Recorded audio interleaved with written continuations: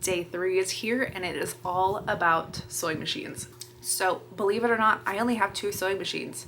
I have one that I use always, and then I have the one that I got from one of my fellow guild members, I think like in 2020, 2021. I think I was living here when I got it.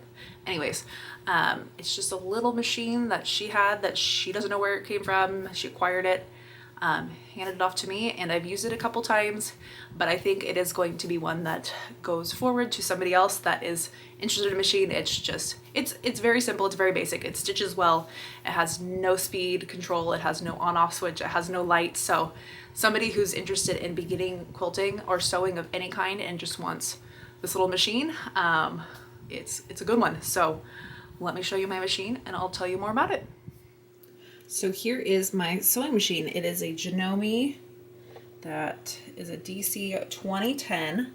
So that tells you how long I've had it. This was actually my 21st birthday present. So my parents said, "Do you want a sewing machine?" I said, "Sure."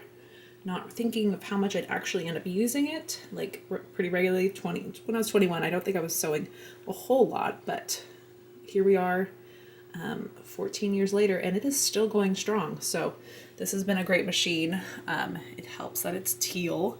I mean, who doesn't love a machine that's a pretty color? So it's got everything that I need to do. It only has 50 stitches, but most of the time I'm right in here in this range or this decorative range for pillowcase cuffs. But other than that, it has great stitching, very user-friendly, very straightforward. And since I am very Janome familiar, it helps when I'm using the Elnas at work because they are very familiar interfaces. So when this machine, knock on wood, has its final days, that's probably what I'll be upgrading to. There's one that I have my eye on. And then here's my little storage system of wonder clips as I'm sewing. But I know all of you are going, "Okay, Emily, we're not here for the sewing machine. We want to see the big one." So let's hop over to that side of the room. So I'll warn you that I didn't clean up in advance for this video, but here is my Longarm. We have a 21X Elite on a Continuum 2 frame that is by the Grace Company. And yes, I did purchase it from work, Cali Quilt Co. That's where I learned about these machines, and before that I had only ever really used a Gamble and maybe a Janome when Meisner's in town did a Longarm rental program.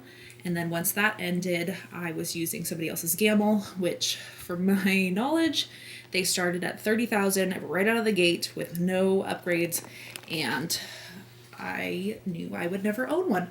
And so when I started working at Cali Quilt Co. and finding out more about these machines, and that they are very reasonably priced, I made it happen.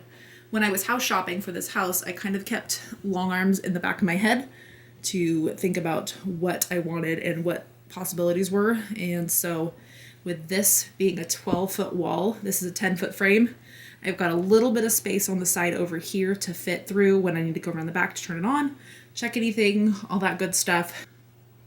And that's what really convinced me. And when I saw the price and it was very affordable and the great comments and reviews, and it's one of the greatest home-based Longarms, I was sold. So I was debating between the 21 Pro, and this one was brand new at the time and I knew nothing about it, and I have zero regrets. Everything on here is touchscreen.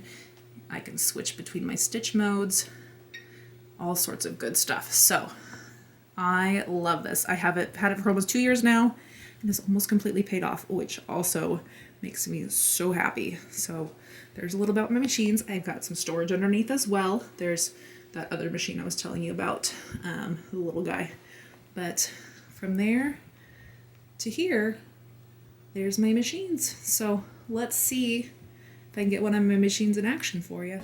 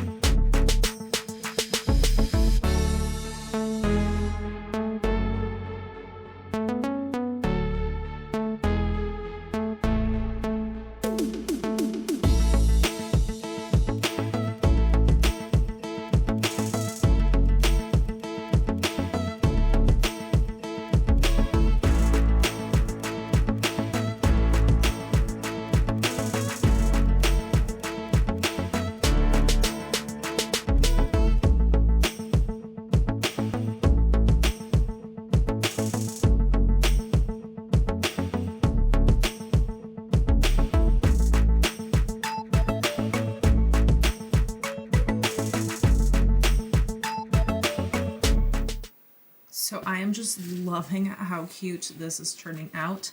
I could have just done like an all over meander kind of one, but I think these little bobbins are so cute. So this is the ginger paw pantograph, and I've done it bigger, but I think with this size quilt and these blocks, these little bobbins are just so cute. They're probably about maybe 2 inches tall. And then this backing here is, I picked this one because it was blue and it had the blue in here. It's called Madison 1, I believe. And I bought it from last year's clearance sale. And I still have a whole bunch more because I thought I was going to do a bigger quilt back with it. But I have obviously not made anything ginormous, but I still have plenty more to go. But for being a scrappy quilt that I already had the blocks, this came together super fast and I'm very happy with that. So I'm going to take this off the frame and then I'm going to think about binding. So right now I'm leaning towards like a scrappy red, but to be determined. So I'm going to load this off the frame and then the next time you see it, we'll be putting some binding on.